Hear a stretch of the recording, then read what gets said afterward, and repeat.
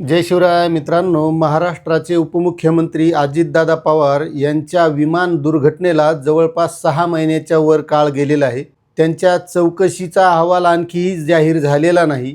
त्यांच्या कुटुंबियांना तर अपेक्षा आहेच या अहवालाची, मात्र या अहवालाची अपेक्षा तशीच अख्ख्या महाराष्ट्राला सुद्धा आहे। कारण अजितदादा पवार काही सर्वसामान्य व्यक्ती नव्हते। एखाद्या सर्वसामान्य व्यक्तीचा अहवालसुद्धा आत्तापर्यंत यायला पाहिजे होता, मात्र अजितदादाचा सुद्धा या अगोदरच येणं गरजेचं होतं। कारण ते एका राष्ट्रवादी पक्षाचे अध्यक्ष, महाराष्ट्राचे उपमुख्यमंत्री आणि पवार घराण्याचे ते एक वारस होते। त्यामुळं त्यांचे चौकशीचा अहवाल आत्तापर्यंत जाहीर होणं गरजेचं होतं। आणि या अहवालासाठी किंवा या दुर्घटनेच्या चौकशीसाठी रोहित पवारांनीसुद्धा आत्तापर्यंत बराच पाठपुरावा केला आहे।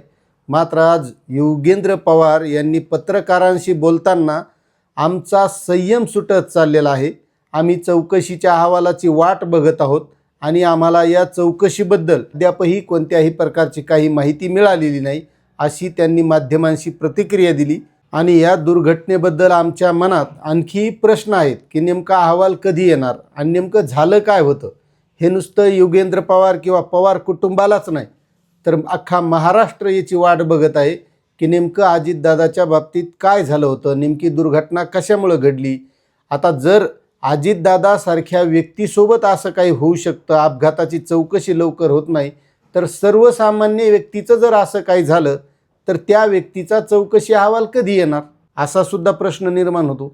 आणि यामध्येच योगेंद्र पवार यांनी सखोल आणि पारदर्शक चौकशी करण्याची मागणीसुद्धा केलेली। पुढे ते काय म्हणालेत की अजितदादांना जाऊन आज 6 महिने झाले, हा काळ कसा गेला हे कळलंच नाही।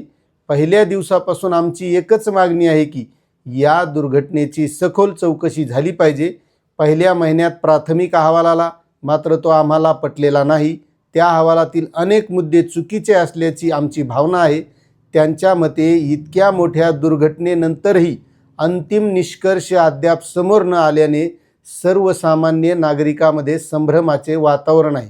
आणि असूही शकतं, कारण अजितदादा ही व्यक्ती म्हणजे सकाळी 6 वाजता मंत्रालयात उठून काम करणारी व्यक्ती, सर्वांच्या मनात बसलेली व्यक्ती, आणि त्यांची ख्याती म्हणजे कामाचा माणूस म्हणून अजितदादाला ओळखले जायचं। पुढे योगेंद्र पवार म्हणतात की आम्ही संयम ठेवला, दुसरा अहवाल येईल, तिसरा अहवाल येईल अशी अपेक्षा होती, पण 6 महिने उलटून गेले तरी सत्य जनतेसमोर आलेलं नाही। आणि या चौकशीच्या विलंबानंतर त्यांनी पुन्हा एक गोष्ट सांगितली की मुंबईतला जो काही CCTVचं फुटेज होतं तेही अजून प्रत्यक्ष समोर आलेलं नाही।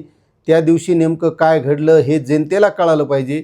CID, DGCA आणि इतर यंत्रणा चौकशी करत असतील तर निष्कर्ष यायला एवढा विलंब का होत आहे, हा प्रश्न नुसता पवार कुटुंबियांना, बारामतीकरांनाच नाही तर अख्ख्या महाराष्ट्राला पडलेला आहे। शेवटी योगेंद्र पवार म्हणाले की आमचा संयम सुटत चालला आहे की अंतिम अहवाल कधी येणार आहे। त्यामुळे त्यांनी अंतिम अहवाल सादर करण्याचं आवाहन केलं आहे।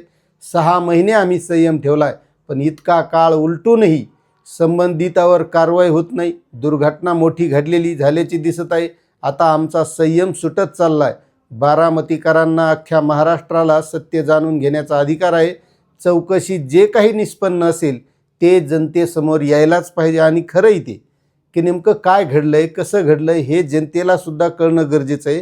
कारण अजितदादा व्यक्ती म्हणजे हे महाराष्ट्राची उपमुख्यमंत्री, एका पक्षाचे राष्ट्रीय अध्यक्ष, आणि अजितदादा म्हणजे कामाचा माणूस। त्यामुळं प्रत्येकाची अपेक्षा आहे नेमकं काय घडलं होतं हे चौकशीमधून लवकरात लवकर यायला पाहिजे, अशी सर्व महाराष्ट्राची सुद्धा अपेक्षा आहे। तशीच अपेक्षा योगेंद्र पवार यांनी माध्यमासमोर सुद्धा केलेली आहे। आता यापुढं कधी अहवाल येईल त्यावेळी अहवाल आल्याच्या नंतर आपल्याला सविस्तर समजेल। तुर्तास इथंच थांबूया। धन्यवाद।